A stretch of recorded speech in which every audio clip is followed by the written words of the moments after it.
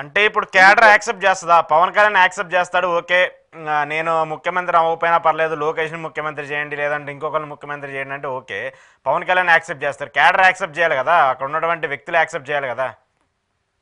ఇక్కడ రెండు అంశాలు. ఉమ్, ఒకటి, తెలుగుదేశం పార్టీతో పొత్తు అంటే తెలుగుదేశాన్ని సీఎంగా ఒప్పుకోవడమే. ఇక్కడ తెలుగుదేశం అంటాను, చంద్రబాబు నాయుడు గారు లోకేష్ గారు అప్పుడప్పుడు ట్విస్ట్ చేస్తుంటారు చాలా మంది. ఉమ్, చంద్రబాబు అయితే ఒప్పుకుంటాడు, లోకేష్ అయితే ఒప్పుకోడు, అవన్నీ ఉమ్, కుదరవు. ఉమ్, ఒక రాజకీయ పార్టీతో పొత్తు పెట్టుకున్నప్పుడు ఈ కండిషన్లు పెడితే ఎవరు రానియరు. ఉమ్, మీ కండిషన్, మీకు ఎన్ని సీట్లు కావాలి, మీకే హోదా కావాలో, మీ వాటా ఏంటో వరకు పర్మిషన్ చేస్తారు, కానీ మీ పార్టీలో ఎవరుంటే బెటరు అది కుదరదు. తెలుగుదేశంతో పొత్తులో ఉంటే వాళ్ళు ఎవరంటే వాళ్ళే ముఖ్యమంత్రిగా ఉంటారు. మనం ఉమ్, నిర్ణయించలేము. మీ వాటా అడగచ్చు, మాకు మంత్రివర్గంలో 10 కావాలి, 15 కావాలి, పలానా శాఖలు కావాలి, మాకు పలానా ఇవి చెప్పొచ్చు. కానీ ఉమ్, ఎటువంటి పరిస్థితుల్లో మీరు ఎవరు ముఖ్యమంత్రిగా ఉండి బయట నుంచి చెప్తే అది పొత్తు కుదరదు, స్టార్టింగ్ లోనే విడిపోతుంది. ఉమ్, రెండో అంశం, తెలుగుదేశం పార్టీతో ఉన్నంత వరకు ఎందుకు పవన్ కళ్యాణ్ గారు ముఖ్యమంత్రి కాలేరు అంటే, తెలుగుదేశం పార్టీ మేజర్ పార్టీ.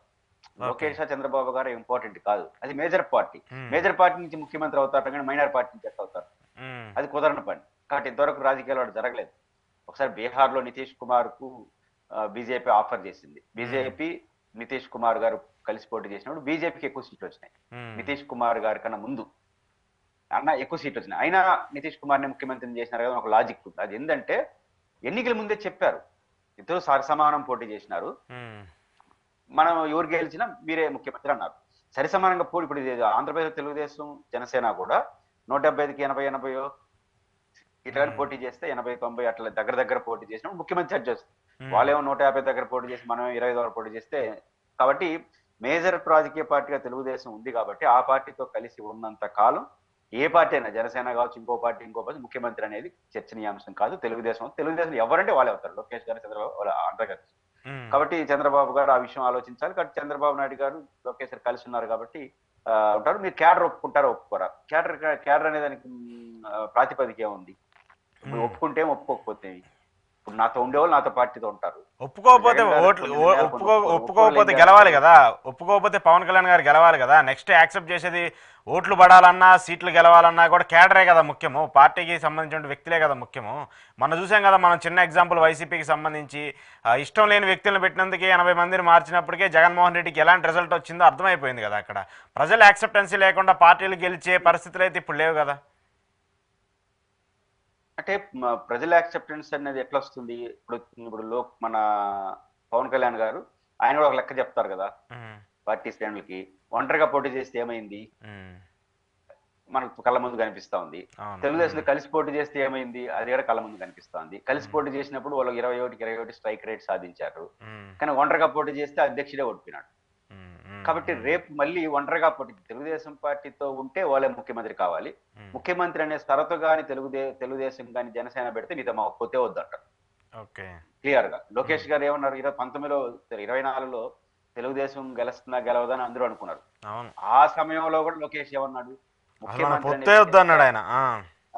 ముఖ్యమంత్రి అనే చర్చే లేదు, ఉమ్, మన చంద్రబాబు గారి లీడరు, ఉప ముఖ్యమంత్రి అనే విషయం ఆలోచిస్తాము అన్నాడు. ఉమ్, అంటే ఏది గెలుస్తామో లేదో తెలియని రోజులు. ఇప్పుడు పవర్ లో ఉన్నారు, ఇప్పుడు అసలు ఉమ్, ఒప్పుకుంటారా?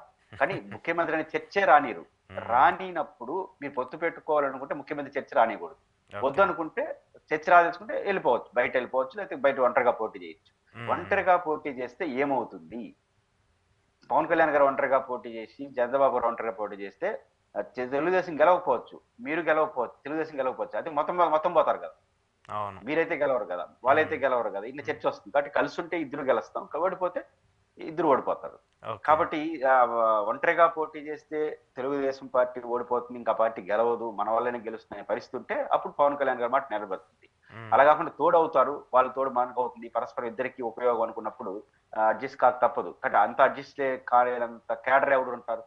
ఎవరు ఉమ్, ఉండరు కదా. ఉమ్. ఇప్పుడు నిజంగా వాళ్ళు కేడర్ ఒప్పుకోరు అనుకుంటే, ఉప ముఖ్యమంత్రిగా లోకేష్ గారు వచ్చినప్పుడు ఏమైంది?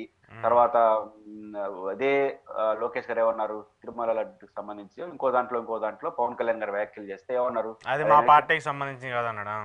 ఆ ప్రభుత్వం సంబంధం అన్నాడు, పార్టీ ఉమ్, అంటే పర్వాలే, ఆయన ప్రభుత్వం. వ్యక్తిగత ఉప ముఖ్యమంత్రి పట్టుకుని వ్యక్తిగత అభిప్రాయం అని చెప్పేశారు. ఉమ్, ఏం పెద్ద భూకంపాలు ఏమి రాలేదు రాష్ట్రంలో, ఉమ్. కేడర్ ఏం గమ్మున ఉన్నారు కదా, ఏం అనలేదు కదా. కాబట్టి అది అడ్జస్ట్ అయిన వాళ్ళు పార్టీలో ఉంటారు, అడ్జస్ట్ కాని వాళ్ళు పోతారు. దాన్ని వాళ్ళు మనం ఎవరేం చేయగలిగింది ఏం లేదు. ఓకే. ఓకే. ఒక